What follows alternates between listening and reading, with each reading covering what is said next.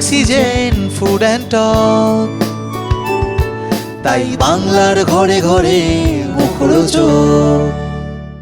এই যে মানুষ তোমাকে নিয়ে হই হই হই করছে, এই হাতছানি, এত এত টাকা, তার হাতছানি, এই তোমাকে সবাই নামে চেনে, তোমাকে এখানে ডাকছে ওখানে ডাকছে, এই হাতছানিগুলো তো সাংঘাতিক হাতছানি। তাতে যেও না আমি বলছি না, তোমার যেখানে যেখানে যাবার তুমি বুঝে সেখানে যাও, কিন্তু তুমি এইটা জেনে নাও যে কোনখানে তুমি হ্যাঁ আর কোনখানে তুমি না, এবং কতটা তুমি যাবে এবং কতটা তুমি যাবে না। দর্শক নিয়ে আমি আগে একটা কথা বলব, দর্শক তো সেরকমভাবে তৈরি হচ্ছে কি? তাহলে যদি দর্শক তৈরি হয়, তাহলে যে ধরনের সিরিয়াল চলছে এবং দর্শক যে ধরনের সিরিয়ালকে টিআরপি দিচ্ছেন, সেই ধরনের সিরিয়াল থেকে তো এত অনেক দিন তো হলো, এবার তো বেরিয়ে এসে আরেকটু অন্যরকম কাজ করা যেতেই পারে, তাই না? তার কনোটেশন আর আজকের পিআর বলতে যেটা, আজকে সেটা পাবলিক রিলেশন, আজকের হচ্ছে পিআর, তখন ছিল পাবলিক রিলেশন। যেরকম আরেকটা জিনিসের সংজ্ঞা বদলে গেছে। আমরা যখন ছোট ছিলাম তখন একটা কথা ছিল বড় লোক, আর এখন একটা বড় লোক কথা হচ্ছে। আমাদের সময় বড় লোক ছিলেন তারাই বড় লোক যারা বিদ্বান লোক, যারা বড় বড় দেশের জন্য কাজ করছেন, মানুষের জন্য কাজ করছেন, যারা ভালো নিদর্শন, যারা এক্সাম্পলস ইন দ্য সোসাইটি, তারা বড় লোক। যে পাটা মাটিতে থাকে না, এইটা সঙ্গে আমি একমত নই। পাটা মাটিতে থাকতেই হবে, পাটা মাটিতে থাকে বলেই আজকে এত বছর দূরদর্শন, 1975 থেকে 2012 অবধি আমি দূরদর্শনে চাকরি করেছি। সুতরাং এই মনটা যদি খুলে রাখা যায় যে শেখার কোনো শেষ নেই এবং সবসময় নতুন কিছু শিখতে ভালো লাগে, আর আমি শিখবো, যেটা আমি জানি না সেটা আমি শিখতে চাই, এইগুলো থাকলে না বোধহয় মাটি থেকে পাটা সরে যায় না, জানো।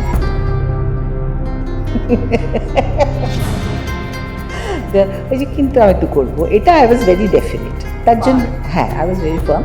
আমাকে তার জন্য গলা তুলতে হয়নি, আমার তর্কাতর্কিতে যেতে হয়নি। ওইটুকুই আমি বলেছিলাম যে না, কিন্তু আমি তো করবো। তিনি যে চরিত্রেই অভিনয় করেন বা এমনি কথা বললেও তার কথায় যেন বৃষ্টি ঝরে এবং তার কথার মধ্যে ঝরে পড়ে স্নিগ্ধতা, মিষ্টতা। আজ আমাদের সঙ্গে আছে শাশ্বতী গুহ ঠাকুরতা, যার সঙ্গে বসার বা পাশে বসে কথা বলার ধৃষ্টতা করা আমার উচিত হয়নি ঠিকই, তবুও গুটি গুটি পায়ে একটু সাহস নিয়ে দিদির সঙ্গে আসা, এবং এটা 1.5 বছরের প্রচেষ্টার ফল। নমস্কার। প্রথম যে কথাটা দিয়ে শুরু করব, কেন এই 1.5 বছরের কথাটা বললাম, কারণ তোমাকে সত্যিই খুব কম ইন্টারভিউতে বা সাক্ষাৎকারে পাওয়া যায়। কেন প্রচারের আলো থেকে নিজেকে দূরে রাখা? প্রচারের আলো থেকে নিজেকে দূরে রাখা মানে খুব কনসিয়াসলি আমি রাখি তা নয়, কিন্তু প্রচারের আলোতে যেতে হবে সেই ইচ্ছেটা আমার যে খুব একটা সাংঘাতিক হয় সেটা নয়, তাই জন্যেই হয়তো দূরে থাকা। দূরদর্শনে খবর পড়া, এই জায়গাটা থেকে তো তখন তো সমস্ত লাইটটা আপনার ওপরেই পড়েছিল। সেই যাত্রাটা শুরু হয়েছিল কিভাবে? সেটা তো অনেক দিন আগের কথা, তখন তো সবে 20 কোঠায় বয়স। হ্যাঁ, তখন তো এত সব ভাবিনি। আর এরকম যে দূরদর্শনে যখন ঢুকেছিলাম তখন তো কলেজে পড়ি, এমএ পড়ি তখন। তো সেই সময় এই যে লোকে আমাকে চিনে যাবে, আমি একজন একটা হয়ে উঠবো, কিছুই হয়ে উঠিনি, কিন্তু নামটা লোকে চেনে, তো সেটা তো ভাবিনি তখন। চাকরিটা পেয়েছিলাম এবং অদ্ভুত করেই পেয়েছিলাম, ডেকে নিয়ে গেছিলো প্রায় বলতে পারো। সেই কাজটা করতে করতে, যেহেতু আমাদের কাজটাও এরকম যে প্রতিদিন মানুষের ঘরে ঢুকে পড়া সন্ধ্যেবেলা, সেমনি করে মানুষ চিনে গেলেন, এবং শুধু চিনে গেলেন না, সেই চেনাটা কিন্তু ওই ফিল্ম স্টার চেনা নয়, সেটা ছিল ঘরের মেয়ে চেনা।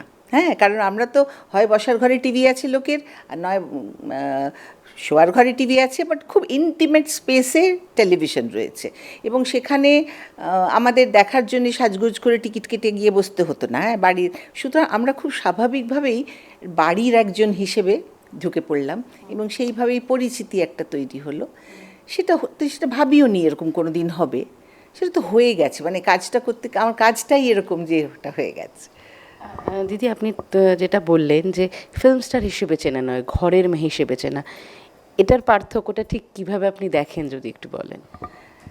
পার্থক্য দেখো, এরাও চেনা ওরাও চেনা। এই যে আজকাল যে কথাটা বলা হয়, অনেক দিন থেকেই বলা হয় কোট আনকোট সেলিব্রিটি, এরাও সেলিব্রিটি ওরাও সেলিব্রিটি, কিন্তু ফিল্ম স্টারদের তো আমরাও ছোটোবেলায় দেখেছি, সেই অটোগ্রাফ জোগাড় করা, তাদের ছবি সেঁটে রাখা বা পোস্টার এইসব রাখা, এসবও তো দেখেছি। তারা যেন একটু দূরের মানুষ, দূরের তারকা, তাদের ছোঁয়া যায় না, তারা অনেক দূরের মানুষ। আরে বাবা, এরা তো দারুণ, ভীষণের অ্যাডিউলেশন আছে, কিন্তু তাদের কাছাকাছি যাওয়া যায় না। আমাদের ক্ষেত্রে সেটা নয়। অন্তত দূরদর্শন যখন আমরা শুরু করেছিলাম, দূরদর্শন তো একটা বিনোদন চ্যানেল হিসেবে শুরু হয়নি কখনো। বিনোদন একটা, দূরদর্শন একটা শিক্ষামূলক জায়গা। হ্যাঁ, সেইখানে আমরা রোজ আসি, আমরা রোজ কথা বলি, আমাদের রোজ মানুষ দেখেন। সেই করতে করতে আমাদের একটা পরিচিতি হলো, এবং সেটাকে যদি কোট আনকোট আবার বলছি, যদি সেলিব্রিটি আখ্যা দাও, তো সেই সেলিব্রিটিটা আমরা হলাম। সুতরাং আমরা তো ঘরের মেয়ে হলাম। হ্যাঁ, আমাকে তো তারা রোজ দেখছেন। তখন দূরদর্শনে এত রকম অনুষ্ঠান হয়েছে, এত মানুষ এসেছেন, কত বড় বড় মানুষের সান্নিধ্যে এসেছি, তাদের দেখে দেখে তখন আমাদের মনে হয়েছে, ওরে বাবা, এরকম একটা জায়গায় কাজ করছি বলে আমরা সেলিব্রিটিদের দেখছি, আমি সেলিব্রিটি হয়ে উঠছি। এটা কিন্তু বহু বহু বহু বছর অবধি এটা আমরা কেউ ভাবিনি। এখন এই বয়সে এসে, বা ধরো আরও 10 বছর আগে থেকে শুনছি আমরা নাকি সেলিব্রিটি, সেসব অনেক পরে বুঝেছি। কিন্তু আমরা কাজ করতে করতে সেলিব্রিটি হয়ে উঠছি এটা ভাবিনি।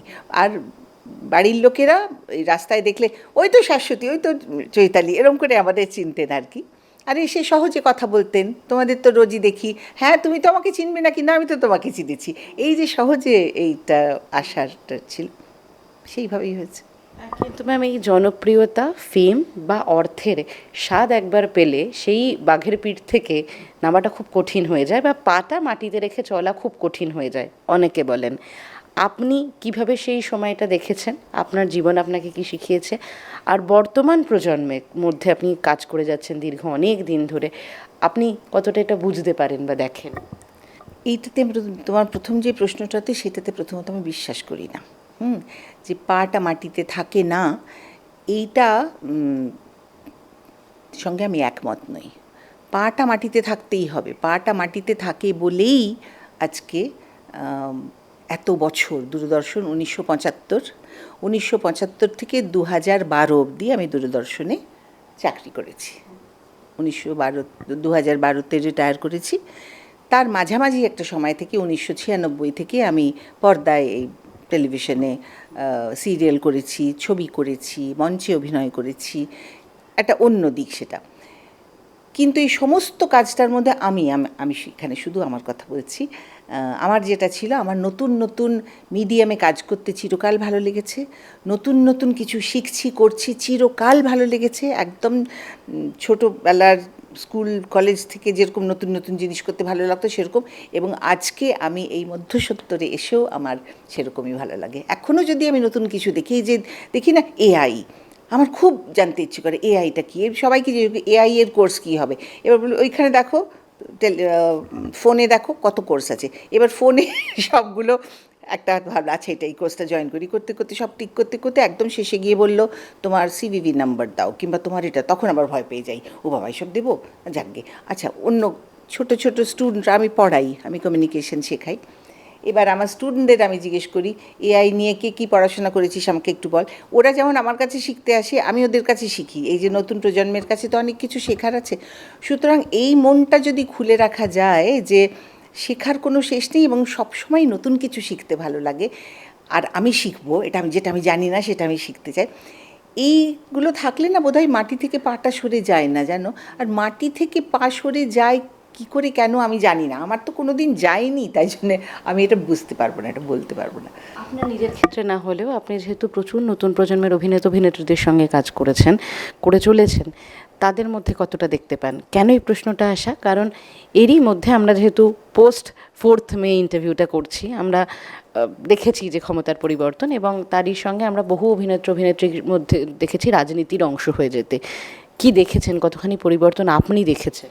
হ্যাঁ, বিশাল পরিবর্তন, চেঞ্জ, বিশাল পরিবর্তন। আমরা যখন কাজ করতে এসেছিলাম তখন দূরদর্শন, তখন এরকম সব কিছুর মধ্যে রাজনীতি ঢুকে পড়েনি, তখন এসব ছিল না। কিন্তু আমি কাজ করতে করতে দেখেছি, হ্যাঁ, ছোটরা যারা, ছোটদের নিয়েই তো বেশি কাজটা হয়, দিদিমা, ঠাকুমা, মা, জেঠিমাসি, আর কয়জন ক্যারেক্টার থাকে, তাদের যেটা হয় যে তাদের শিক্ষাটা পরিপূর্ণভাবে হয়ে ওঠার আগেই তারা এমন একটা জায়গার হাতছানি পেয়ে যান যেখানে প্রচুর অ্যাডিউলেশন, অনেকটা টাকা, যেই টাকাটা রোজগার করতে, ওই সাম অফ মানি রোজগার করতে একজন ডাক্তার বা একজন ইঞ্জিনিয়ার বা একজন লয়ার বা একজন যে মানুষ রীতিমতন লেখাপড়া করে তৈরি করেছে নিজেকে, সেই জায়গায় পৌঁছতে তার অনেক দিন লাগে।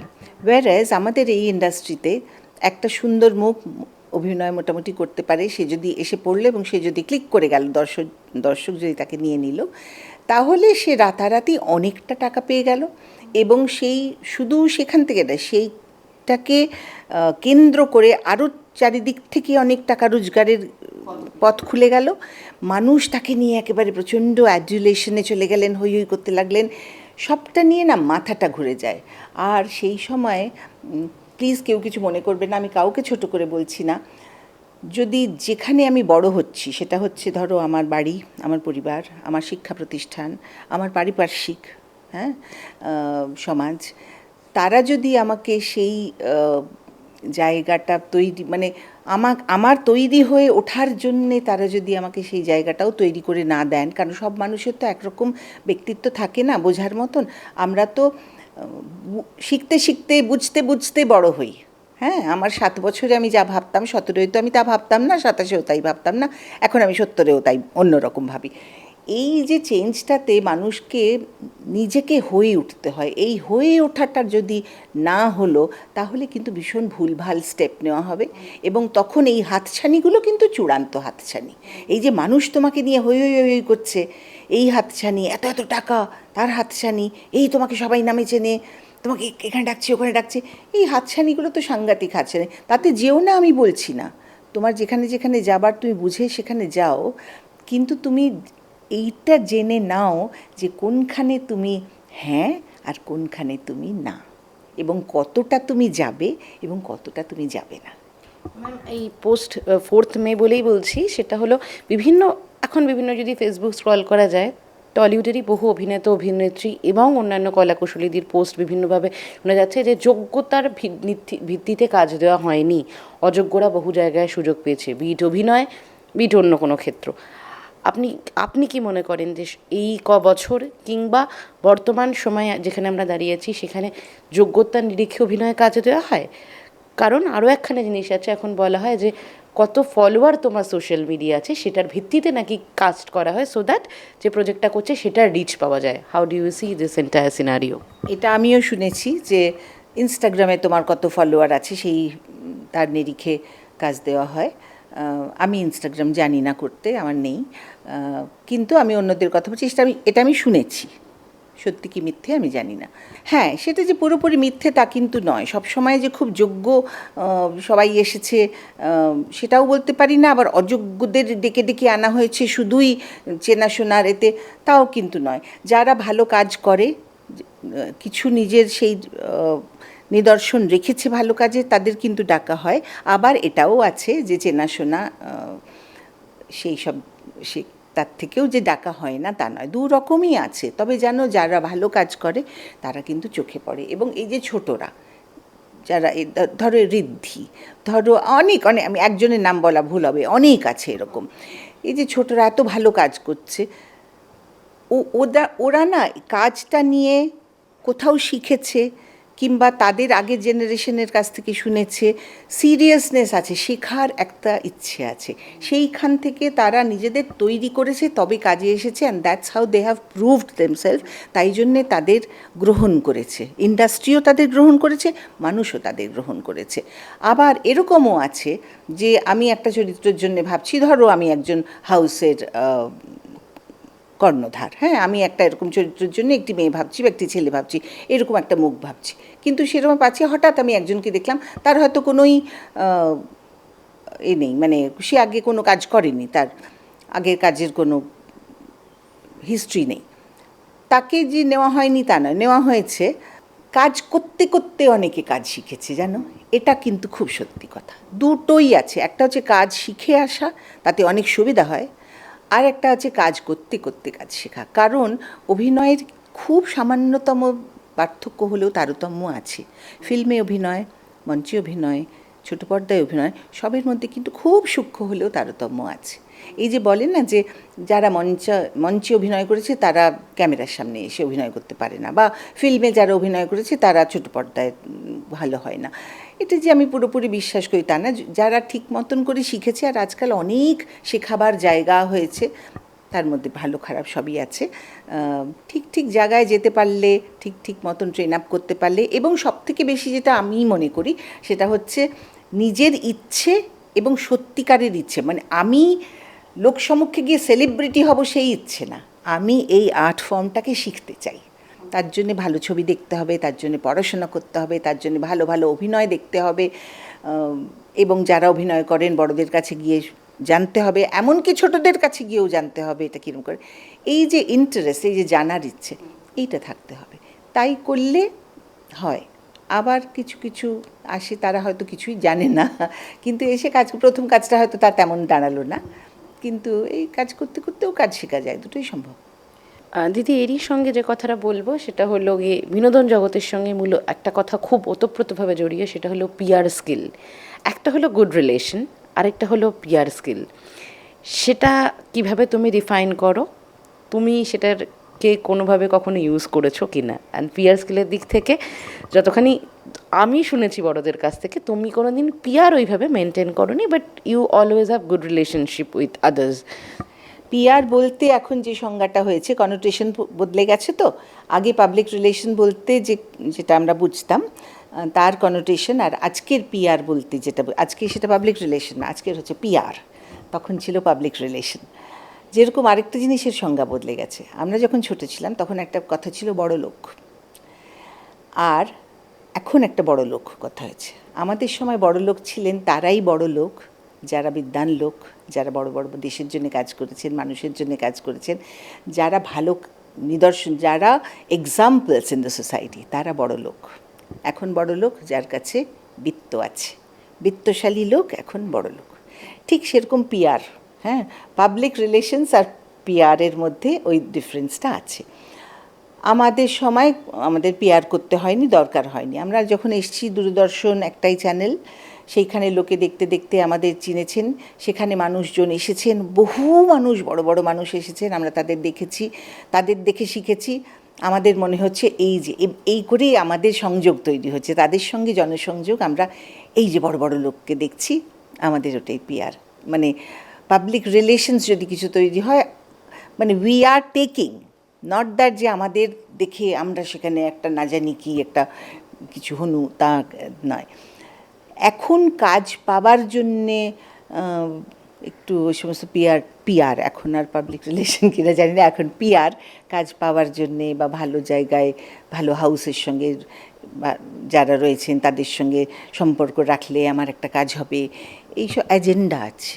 হ্যাঁ, এজেন্ডা নিয়ে পাবলিক রিলেশন, সেইটাতে আমি খুব একটা কনফিডেন্টও নই, কমফোর্টেবলও নই, কোনোটাই নই। দিদি, আপনি তো সবসময়, কখনো আপনি হয়ে যাচ্ছে, কখনো তুমি হয়ে যাচ্ছে আমারই। দিদি, আপনি তো সবসময় স্পষ্টবাদী, কিন্তু আপনার সঙ্গে থাকলে নাকি ওই একটা পাখির বাসার মতন আগলে রাখার একটা অনুভূতি পাওয়া যায়। তাই যদি কখনো কারোর কোনো ব্যবহারে বা কোনো কিছুতে আপনার ইরিটেশন তৈরি হয়, যে আপনার মনে হয় এটা ঠিক হচ্ছে না, সেক্ষেত্রে আপনি কি করেছেন? চুপচাপ নিজে ওখান থেকে বেরিয়ে গেছেন, নাকি সেটা আপনি ভুলটা চোখে আঙুল দিয়ে দেখিয়ে দিয়েছেন?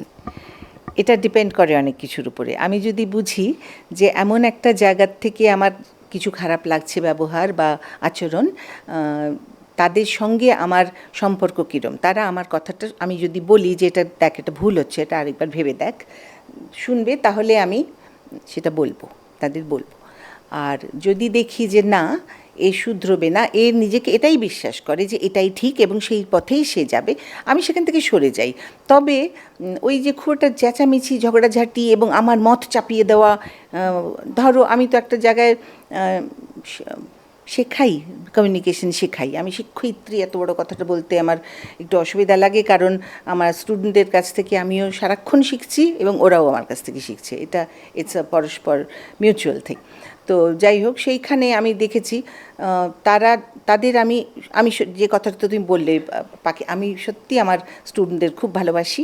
এবং শুধু স্টুডেন্ট বলে না, আমি যাদের সঙ্গে কাজ করি, যখন যে হাউসে আমি কাজ করেছি, যে সিরিয়ালে কাজ করেছি, সিনেমা কাজ করি, সবাইকে নিয়ে আমার ওই থাকতে ভাল লাগে। আমার না ওই পরিবার ব্যাপারটা খুব ভাল লাগে। আমি খুব ভালোবাসি মানুষকে। তো সেখানে বলার মতন জায়গায় যদি আমি থাকি, আমি নিশ্চয়ই বলবো। আর যদি দেখি যে না, বলার মতন জায়গায় নেই, কারণ তারা শুনবে না, তারা অলরেডি নিজস্ব একটু ব্যক্তিত্ব তৈরি করছে। এবং সব মানুষেরই তো, দেখো, আমার মতটাই যে ঠিক মত, ওদের মতটা যে ঠিক নয় তা তো নয়। আমি আমার মতন করি, শুধু আমার মতন করে শোনার জায়গা যদি ওরা আমাকে দেয়, তাহলে আমি বলবো। আর তা নয়তো আমি চুপচাপ সরে যাই সেখান থেকে, তার মধ্যে আমি খুব একটা পড়ি না। আপনার থেকে এবার একটু পেরেন্টিংয়ের ব্যাপারে শুনবো। এখন আমরা পেরেন্টিং নিয়ে নানা কথা দেখতে পাই, শুনতে পাই, মানে আমি নিজেও নতুন প্যারেন্ট হয়েছি বলে বুঝতে পারছি নানা ধরনের কথা। আপনি যখন আপনার ছেলে মেয়েকে মানুষ করছিলেন, তখন কোন কোন জিনিসগুলো মাথায় ছিল যেটা বর্তমান সময়ে আপনার মনে হয়, বাবা এটাও হয় নাকি? শোনো, ইফ আই বি অনেস্ট, খুব সত্যি কথা যদি বলতে হয়, তখন খুব যে অনেক কিছু মাথায় নিয়ে আমি প্যারেন্ট হয়েছি, এবার আমাকে এই করতে হয়, সেই করতে হবে, করিনি। প্রথমত আমাদের সময় একটু কম বয়সেই আমাদের বিয়ে হয়েছিল। আমার 20 হতে না হতেই আমার বিয়ে হয়েছে। তখন সবে আপনি ক্যারিয়ারও শুরু করেছেন? ক্যারিয়ার শুরু করিনি, ক্যারিয়ার পরে। আমি তখন পড়াশোনা করি আর গান করি, সেটা ক্যারিয়ার নয়। আমি আকাশবাণীর শিল্পী ছিলাম, রবীন্দ্রসঙ্গীত গাইতাম, গান করি। আর শান্তিনিকেতনের মেয়ে বলে নাচ টাচও করি, ওইটাই। ক্যারিয়ার করিনি, ওগুলো শেখার মধ্যে, ওগুলো করতে ভালো লাগে তাই। তারপরে বিয়ে হলো, তারপরে যখন আমার মেয়ে শ্রেয়া হয়েছে, তখনও আমি তো, বয়সটা আমার কমই, 22-23 বছর বয়স।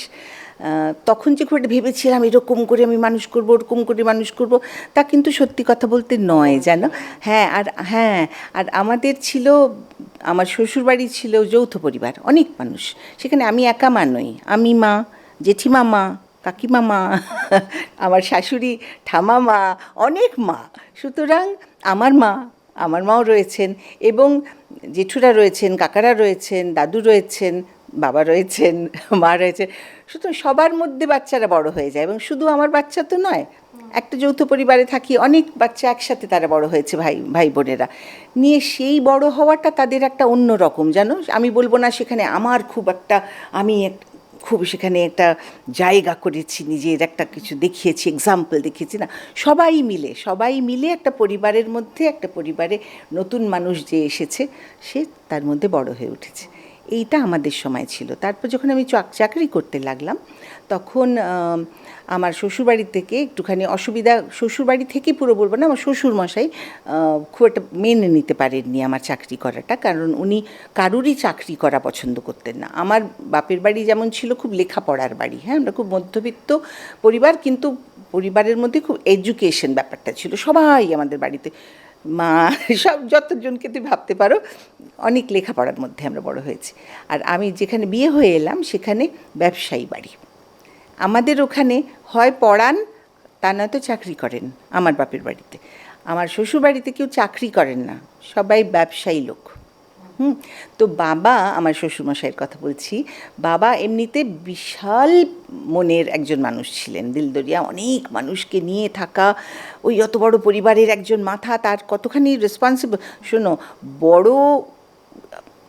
বড় হওয়া কিন্তু, আমি বড়, সেটা কিন্তু সহজ বলা, কিন্তু বড় হয়ে থাকা কিন্তু সহজ নয়, তার কিন্তু অনেক রেসপন্সিবিলিটি।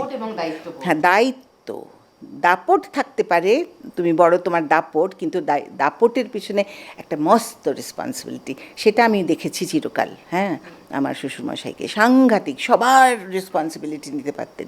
কিন্তু কিছু কিছু জায়গায় উনি, আগের দিনের মানুষ, ছেলেরা চাকরি করবে সেটাও উনি পছন্দ করতেন না, বউ তো নাই।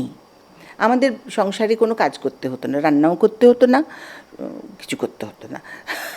আমরা সেসব যে যার নিজের, দক্ষিণী, আমার শ্বশুরমশাইয়ের তৈরি দক্ষিণী স্কুল, জানো, নাচ গানের স্কুল। তো দক্ষিণীতে যেতাম, সেখানে অনুষ্ঠানে গান করো, নাচ করো, নাটক করো, সবেতে হ্যাঁ। আর রান্নাঘরে গিয়ে রান্না করতে হতো না। সবটাই খুব আনন্দের একটা পরিবার ছিল। কিন্তু যখন আমি বললাম আমি চাকরি করব, সেটা বাবা কিছুতেই মেনে নিতে পারেননি। আমি 75-এ চাকরি পেয়েছি, 89-এর 1 জানুয়ারি বাবা মারা গেছেন। ওই 75 থেকে 89-এর 1 জানুয়ারি অবধি বাবা মন থেকে আমার চাকরি করাটা মেনে নিতে পারেননি, দুঃখিত হয়েছিলেন, বাধা দিয়েছিলেন।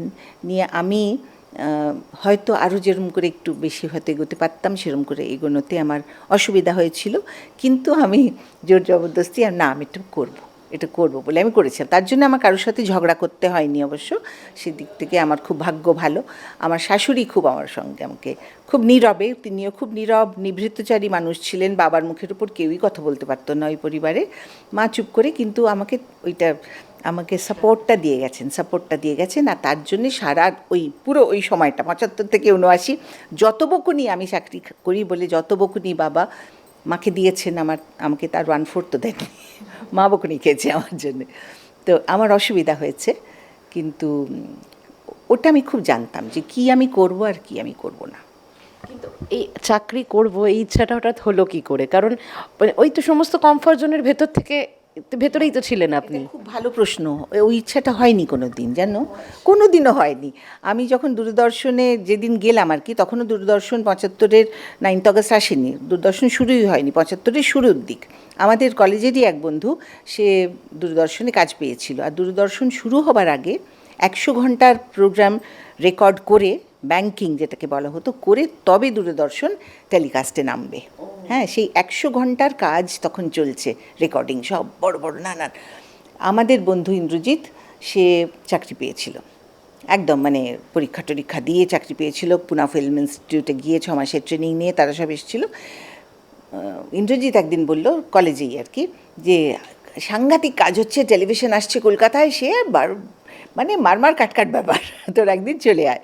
তো আমরা বন্ধুরা মিলে, সবাই কলেজের বন্ধুরা মিলে দূরদর্শন কেন্দ্র দেখতে গেছিলাম যে কীরম করে কাজ হচ্ছে। তখন তো নেই, স্টুডিওর ভেতর থেকে কাজ হচ্ছে না, তখন এই অভিভ্যানের ভেতর থেকে রেকর্ডিং হচ্ছে। হ্যাঁ, এগুলো কী বলে, শুটিংগুলো স্টুডিওর মধ্যে হচ্ছে, সেটা একটা বিরাট ব্যাপার।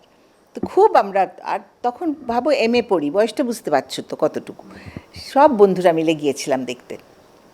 দেখে টেখে যখন ফিরে আসছি, তখন ইন্দ্রজিৎ আমাকে বললো, তুই একটু থাক, তুই এখন যাস না, ওরা যাচ্ছে যাক, তুই একটু থাক। আমি কেন রে? তো বললো যে তুই থাক না, দেখ না। এবার অন্যরা সব চলে গেল, আমি তো বুঝতে পারছি না কেন থাক। বললাম কেন? তখন বললো, আমাদের ডিরেক্টর তোকে একটু ডাকছে। আমি কেন? তো বললো যে তুই চল না, মীরাদি খুব ভালো মানুষ। আমাদের প্রথম ডিরেক্টর ছিলেন মীরা মজুমদার, দিল্লি থেকে এসেছিলেন, ব্রাহ্মিকা মহিলা, ভীষণ সফিস্টিকেটেড, পলিশড, ওয়েল রেড, সাংঘাতিক তার ব্যক্তিত্ব। একদিকে যেমন মাতৃসমা, তেমনি অন্যদিকে ডিরেক্টর, একটা অসাধারণ ব্যক্তিত্বের মহিলা। তো আমি বললাম, না আমাকে কী বলবেন উনি, আমাকে কী করতে, আমি কিছু করতে পারবো না। গান করতে বলবেন? আমি তো ভাবছি হয়তো গান করতে বলবেন, রেডিওতে গান করি। তুই চল না বলে আমাকে নিয়ে গেল। মীরাদির ঘরে গেলাম, একটা বড় ঘর, মীরাদি বসে আছেন, সাংঘাতিক ব্যক্তিত্ব, বাবা তার দিকে তাকিয়ে কথা বলাই মুশকিল। তো যাই হোক, তিনি আমাকে বললেন যে তুমি কি করো? তখন আমি বললাম যে আমি MA পড়ি। আচ্ছা, তুমি আমাদের এখানে এসো কাজ করতে অ্যানাউন্সার হয়ে। আমি তো মানে আকাশ থেকে পড়া না, ভয়ে আমি বলছি না, আমাকে প্রথমেই না আমি একটা করতে পারবো না, আমার বাড়ি থেকে অ্যালাউ করবে না। তারপর উনি আরও অনেক অনেক প্রশ্ন করলেন, অত কিছুর মধ্যে যাচ্ছি না। তারপর একটা সময় উনি আমাকে লক্ষ্য করলেন, করে বললেন, ও তোমার তো বিয়ে হয়ে গেছে দেখছি, তুমি তো অনেক ছোটো, তোমার বিয়ে হয়ে গেছে? আরে হ্যাঁ, আমার একটা ছোটো মেয়ে আছে। ততদিনে শ্রেয়া জন্মেছে, ফেব্রুয়ারি মাসে শ্রেয়া জন্মেছে। আর এটা আমি যখন কথা বলছি সেটা বোধহয় এই জুন টুন হবে, এরকম কয়েক মাসের শ্রেয়া। তো বললেন যে ও আচ্ছা, না তুমি এসো। হ্যাঁ, তখন বললেন যে না তুমি এসো, তোমার ভালো লাগবে না, তুমি তো গান করো, তুমি তো রেডিওতে গান করতে যাও। আমি যে হ্যাঁ, কিন্তু সেটা তো চাকরি নয়। তখন বললেন যে আমি তোমাকে আজকেই হ্যাঁ না কিছু বলছি না, তুমি বাড়ি গিয়ে একটু ভেবে আমাকে 7-8 দিনের মধ্যে জানিও। তখন আমি বেরিয়ে এসে ইন্দ্রজিৎকে ভীষণ বকলাম যে তুই কী করলি, আমি এই সমস্ত পারবো না, আর ওনার মতন একজন মহিলার মুখের উপর না বলাটা আমার হবে না রে, তুই আমাকে এখান থেকে ক্ষমা দে, আমার হবে না। তখন ও আমাকে অনেক কিছু বললো, বোকা গাধা, অনেক কিছু যেরকম বন্ধুরা বলে আর কি, এরকম করিস না, বাড়ি গিয়ে ভেবে দেখ কেন জানো। এই যে আমি বাড়ি আসছি, তখন আমার ভাবতে আসছি, করলে হয়, তাহলে কি করব, এই ভাবতে যতক্ষণে আমি বাড়িতে এসে পৌঁছেছি রাধা ফিল্ম স্টুডিও থেকে, শরৎ ব্যানার্জি রোড আমার শ্বশুরবাড়ি, ততক্ষণে আমার এই মাথার ভেতরে আমার মনে হচ্ছে তাহলে একটু করে দেখি। এসে আমি প্রথমে কিন্তু কাউকে বলিনি, আমার স্বামীকেও বলিনি, শাশুড়িকেও বলিনি, আমার মাকেও বলিনি।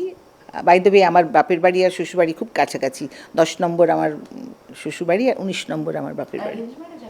না, নিজেরা আমি ছিলাম শাশ্বতী বন্দ্যোপাধ্যায়, বিয়ে হয়ে হলাম গুহ ঠাকুরতা। তো যাই হোক, প্রথমটা কাউকে বলিনি। তারপরে তো কাজের জন্য একদিন ডাকলো, 2-1 দিনের মধ্যেই বলল না কাজের জন্যে। হ্যাঁ, পরের দিনই পঙ্কজদা ফোন করলেন, করে বললেন তুমি একটু এসো দূরদর্শনে, রেকর্ডিং চলছে সব নানান রকম, করে বললেন তোমাকে শাওলি মিত্রর ইন্টারভিউ নিতে হবে। হ্যালো রে বাবরে, আমি পারবো? আমি কী প্রশ্ন করবো? আমি কিছু জানিই না, নাটক নিয়ে অত পড়াশোনা নেই। শাওলি মিত্রকে ইন্টারভিউ করার জন্য আমাকে নিজেকে শিক্ষিত হতে হবে। তো সেটা আমি মনে পঙ্কজদা আমি এটা তো জানি না, কি বলবো, কি প্রশ্ন করবো, ইন্টারভিউ নেওয়া এইসব আমি কোনোদিন করিনি।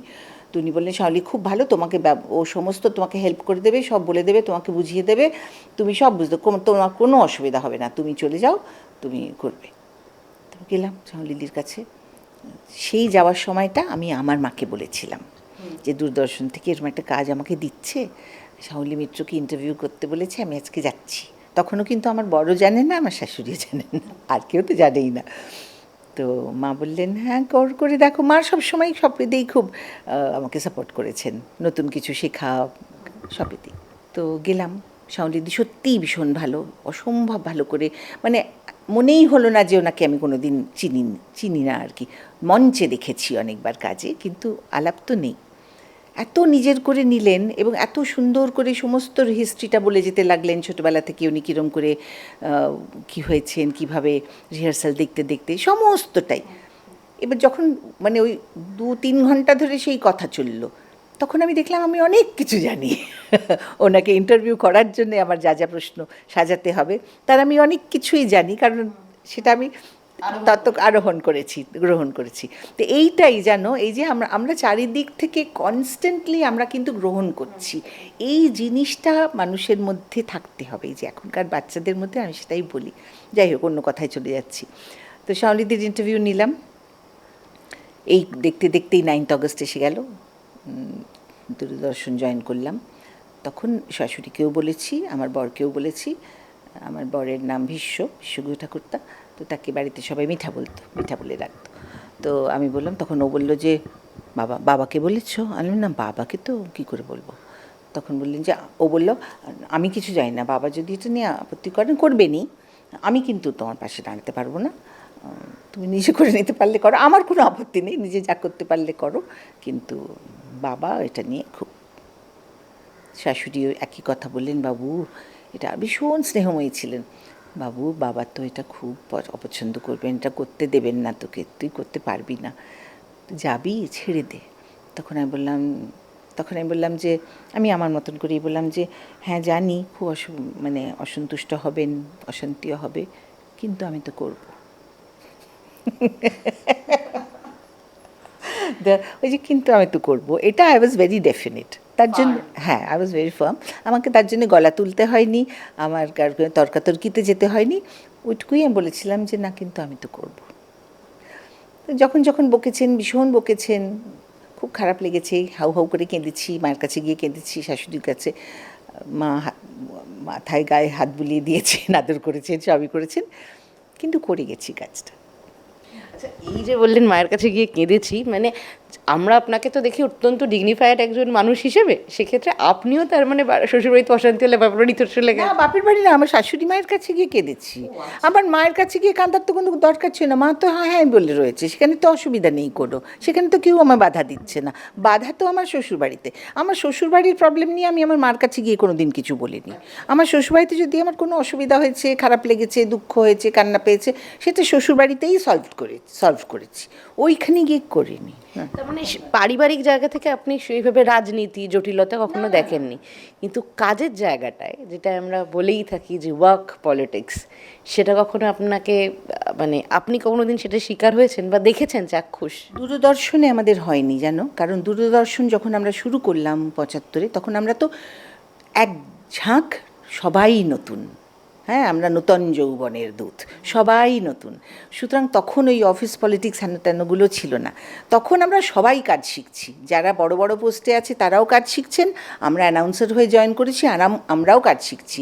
ক্যামেরার সামনে কীরকম করে কথা বলতে হয়, মুখস্থ করতে হবে, ছোটো ছোটো কাজ। যারা প্রোগ্রাম তৈরি করছেন তাদের বড় বড় কাজ, কিন্তু সবাই কিন্তু আমরা নতুন, সবাই আমরা শিখছি। সেখানে কিন্তু কোনোদিন পলিটিক্স হয়নি। আর মীরাদি একদম দারুণ হাতে চালাতেন। মীরাদি, শিপ্রাদি ছিলেন আমাদের ডেপুটি ডিরেক্টর, মানে অসাধারণ, মানে অফিস কিন্তু একটা ইউনিভার্সিটি লাইফ, একটা পরিবার জীবন এরকম। সুতরাং আমাদের সত্যি কথা বলতে আমি তোমাকে বলছি, তুমি যদি ইফ ইউ ট্রাস্ট মি, আমাদের কোনো দিন অফিস পলিটিক্স ওই রকম হয়নি। আর তারপরে সবাই একসঙ্গে জয়েন করেছে, তো ওই যে একটা বন্ধুত্ব তৈরি হয়েছিল। যতদিন আমরা রাধা ফিল্মসে ছিলাম ততদিন কিন্তু রাধা ফিল্মসটা আমাদের সত্যি একটা, তুমি ইউনিভার্সিটি যাওয়া বলো বা একটা বড় পরিবারে যাওয়া বলো, ঠিক সেরকম ছিল। যখন আমরা বড় স্টুডিওতে এলাম এই গল্ফ গ্রিনের, তখন একটা মস্ত বড় বাড়ি, হ্যাঁ, একতলা, দোতলা, তিনতলা, অনেকখানি জায়গা ঘিরে, তারপরে স্টুডিও একেবারে অন্যদিকে। এই যে সবার সঙ্গে সবার প্রতিদিন দেখা হচ্ছে, ক্যান্টিনে টেবিল বাজিয়ে কফি খাওয়া হচ্ছে, গপ্প হচ্ছে, আড্ডা হচ্ছে, ওই ব্যাপারটা না একটু একটু সরে সরে যেতে লাগলো, কারণ কাজের মধ্যে কাজও বাড়লো। যখন আমরা প্রথম দূরদর্শন শুরু করেছি তখন তো ছোট্ট ট্রান্সমিশন, কয়েক ঘন্টা ট্রান্সমিশন। যখন নতুন বাড়িতে এসেছি তখন তো অনেক, সারাদিন ধরে ট্রান্সমিশন। কাজের পরিধি বাড়লো, কাজের ধরন বাড়লো, সমস্তটাই চেঞ্জ হলো। তখন যে সবার সঙ্গে সবার দেখা হতো তা না, তখন আমরা যেন একটু ছড়িয়ে ছিটিয়ে গেলাম। হ্যাঁ, এই যে হয় না যে ছোটোবেলা থেকে একটা যৌথ পরিবারে ছেলেমেয়েরা বড় হচ্ছে, ভাই বোনেরা একসঙ্গে, তারপর আস্তে আস্তে বড় হয়ে গেলে বিয়ে টিয়ে হয়ে গেল, যে যার নিজের মতন চলে গেল, দাদারা পড়তে বাইরে চলে গেল কিংবা চাকরি করতে বাইরে চলে গেল, এই যে একটুখানি সরে সরে গেল, ঠিক ওই জিনিসটা হলো। তবে যতদিন আমি চাকরি করছি অফিস পলিটিক্সে কিন্তু কোনো দিন পড়িনি। কিন্তু পোস্ট দ্যাট আমি এখন যখন দূরদর্শনে যাই গিয়ে কান্না পাই, কারণ সেই দূরদর্শন আর নেই। তখন যেরকম ছিল সেটা একটা, এখন তো আরও অনেক টেলিভিশন চ্যানেল এসে গেছে। দূরদর্শনের সঙ্গে টেলিভিশন চ্যানেলের আমি কোনো করতে চাই না, দুটোকে মেলাতে পারবো না, কারণ দূরদর্শন জায়গাটা শিক্ষার জায়গা। হ্যাঁ, সেখানে সাহিত্য সংস্কৃতি, সেখানে শিল্প জগৎ, সেখানে সুস্বাস্থ্য, সেখানে পল্লীকথা, সেখানে সমস্তটা, বাচ্চাদের যে অনুষ্ঠানগুলো, এত বড় বড় নাচ গানের ন্যাশনাল প্রোগ্রাম অফ মিউজিক, এত বড় বড় ব্যক্তিত্বরা আসছেন, তাদের সাক্ষাৎকার গ্রহণ চলছে, অ্যাওয়ারনেস, শিক্ষা, এই জায়গাটা ছিল দূরদর্শনের। এখন অনেক চ্যানেল এসে গেছে, সমস্ত চ্যানেলটা বিনোদনের মোড়কে মোড়া, সেখানে নানান রকম বিনোদন হচ্ছে। বাইরে থেকে লোক এসে বাইরে অনুষ্ঠান তৈরি হচ্ছে, বিক্রি হচ্ছে, পুরো ব্যাপারটা না আলাদা। দূরদর্শনে, হ্যাঁ, কমার্শিয়ালাইজ। আমাদের দূরদর্শনে একটা সময় অনেকগুলো বছর পরে কমার্শিয়াল হয়েছিল। আমাদেরও তো ধারাবাহিক হয়েছে দূরদর্শনে, বাইরে থেকে কিনেও হয়েছে, ভেতরেও করা হয়েছে, নাটকের বিভাগ ছিল, হয়েছে, কিন্তু না, পুরো জিনিসটা একদম আলাদা ছিল, একদম আলাদা ছিল। দুটোর মধ্যে কোনো তুলনা আমি করতে পারবো না। না, আমি ম্যাম এটার সঙ্গে সঙ্গে পরে যখন অভিনয়ে এলেন এবং যে সময় আপনি এসেছিলেন থেকে আজকে 5th মে অবধি যদি কথা বলা হয়, একটা হলো কর্মস্থলে রাজনীতি, আরেকটা হলো রাজনীতির রং লেগে যাওয়ার রাজনীতি, কিভাবে দেখলেন? আমার তো কোনো দিন রং লাগেনি এবং লাগাতে হয়ও নি। হ্যাঁ, অন্যদের হ্যাঁ হয়েছে, সবসময় যে তাদের ইচ্ছেতে হয়েছে, তারা রং লাগাতে চেয়েছে বলে রং লেগেছে তা আমি বলবো না। রং লাগাতে বাধ্য করা হয়েছে, তাও হয়েছে। আবার অনেক সময় এটাও হয়েছে যে আমার আখের গুছিয়ে নিতে আমার এতে সুবিধা হবে, তাহলে একটু রং মাখি, সেটাও হয়েছে। দুটোই আমি দেখেছি, কারণ প্রথম থেকে দেখে আসছি তো, আমি দুটোই দেখেছি। তাতে আমার কেন জানি মনে হয় এক এক সময় I may be wrong, I will be very happy to know যে আমি ভুল। বন্ধুত্বটা কতটা হয় আমি জানি না, একসাথে কাজ করা হয়, কিন্তু ওই একটা থাকে, মানে আমি এগিয়ে না তুমি এগিয়ে, আমার কত কাজ, আমি কতটা পাচ্ছি, মানে আমাকে কতটা মানুষ চিনছেন, দেখছেন, আমি কতটা পপুলারিটি এতে যাচ্ছি, এই সব জিনিসগুলো না পরে যত বড় হয়ে যায় পরিধি, তত আবার অনেক বেনজলও তো ঢুকতে থাকে। সবটাই যে বেনজল সেটাও আমি বলতে পারি না, কিন্তু that is how it works. জানো, ছোট জায়গায় একটা নিজের মতন করে, বাড়ির মতন করে হয়। যখন পরিধি বড় হয়ে যায় সেখানে ভালোও যেমন অনেক হয়, আবার এই সবগুলোও তো হয়। ম্যাম, আপনি কি মনে করেন বিগত কয়েক বছরে বাংলা চলচ্চিত্র জগতের সঙ্গে জড়িত অভিনেত্রীদের সামগ্রিক মান দর্শকদের কাছে, মানে সাধারণ মানুষের কাছে অনেকটা পড়েছে? দর্শক নিয়ে আমি আগে একটা কথা বলবো, দর্শক তো সেরমভাবে তৈরি হচ্ছে কি? তাহলে যদি দর্শক তৈরি হয়, তাহলে যে ধরনের সিরিয়াল চলছে এবং দর্শক যে ধরনের সিরিয়ালকে টিআরপি দিচ্ছেন, সেই ধরনের সিরিয়াল থেকে তো অনেক দিন তো হলো, এবার তো বেরিয়ে এসে আরেকটু অন্যরকম কাজ করা যেতেই পারে, তাই না? তখন হাউসগুলোরও মনে হয়, চ্যানেলগুলোরও মনে হয় দর্শক নেবে না। তারা যে চান না অন্যরকম করতে, এইটাতেই থাকতে চান, সেটা কিন্তু আমি বলছি না, জানো, চান, কিন্তু তখন তাদের মনে হয় টিআরপি থাকবে, দর্শক তো এগুলোই খায়, এই যে এই কথাটা হয় না, দর্শক তো এগুলোই খায়, তার মধ্যেই আটকে থাকছেন। সুতরাং দর্শক তৈরি হচ্ছে না। এবার আমি যদি পুরো দোষটা দর্শকের ঘাড়ে চাপিয়ে দিই যে দর্শক তৈরি হচ্ছে না বলে ভালো কাজ হচ্ছে না, সেটাও আমি করতে পারি না। দর্শক ভালো কাজ দেখছেন না, তাই জন্য দর্শক তৈরি হচ্ছেন না। এটা না একটা catch-22। এইখান থেকে বেরিয়ে এসে সাহস করে অন্য রকম কাজ করতে হবে। প্রথম কাজটা প্রথম দিকে হয়তো 6 মাস 1 বছর লাগছে না, কিন্তু এটা দায়িত্বটা কিন্তু নিতে হবে, অন্য রকম কাজ করার, দর্শক তৈরি করার। এবং অভিনেত্রীদেরও আমি বলবো, ওই যারা ধরো রেগুলার ধারাবাহিক করে, তাদের কি সত্যি, যারা তার মধ্যে যারা ভালো অ্যাক্টার্স, তাদের কি অ্যাক্টিংয়ের খিদে মেটে গো? আমার মনে হয় না, জানো। ধরো একজন ভালো অভিনেত্রী, সে মঞ্চে গিয়ে যখন অভিনয় করে তখন তার যেভাবে খিদেটা মেটে, তার কি টেলিভিশনের ধারাবাহিকে ওই আজকে 10 ঘন্টা কি 12 ঘন্টা কি 14 ঘন্টা কাজ করে আমাকে 23 মিনিট তুলে দিতে হবে, 25 মিনিট তুলে দিতে হবে কাজে, সেখানে কোনো এনজি দেওয়া চলবে না, সেখানে অত এক্সপেরিমেন্টে যেও না, তার কি খিদে মেটে? খিদে মেটে না। সুতরাং একটা ভীষণ জাঁতা কলে পড়ে আছি আমরা সকলেই। সামগ্রিক মান, অভিনেত্রীদের নিয়ে দর্শকদের যে ভাবনা, সাধারণ মানুষের, শুধু দর্শক বলবে না, সাধারণ মানুষের যে ভাবনা, সেটাই কি কোথাও একটা সামাজিক অবক্ষয় দেখতে পান আপনি? এটা বলা মুশকিল। অবক্ষয় দেখতে পাই না বলতে পারছি না, সত্যি কথা বললে অবক্ষয় আছে। আবার অনেক ভালো অভিনেতা অভিনেত্রী উঠে আসছে। আমি ছোটদের দেখছি, অনেক ছোটরা, যারা আমার নাতি টাতির বয়সী ছেলেমেয়েরা উঠে আসছে। খুব তাদের মধ্যে মানে পসিবিলিটিস খুব আছে, হ্যাঁ আছে, কিন্তু কাজে মানে ওই ব্যাটি বলে হচ্ছে না, কাজে লাগাতে পারা যাচ্ছে কতটা বুঝতে পারছি না। তা সত্ত্বেও তো কিছু ভালো ভালো কাজ হচ্ছে, দর্শক দেখে খুশিও হচ্ছেন। আবার ওই যে টিকে থাকার লড়াইয়ের জন্যে অন্য কাজও করতে হচ্ছে, নিয়ে তখন অন্য রকম কাজও করতে হচ্ছে, মেনে নিতে হচ্ছে। দুঃখের জায়গাটা, কিন্তু দুঃখের মানে কি, কষ্ট হয়, যে খারাপ লাগে। শেষ প্রশ্ন করব, অনেকটা সময় নিলাম এবং আপনি দিলেন, তার জন্য অসংখ্য ধন্যবাদ।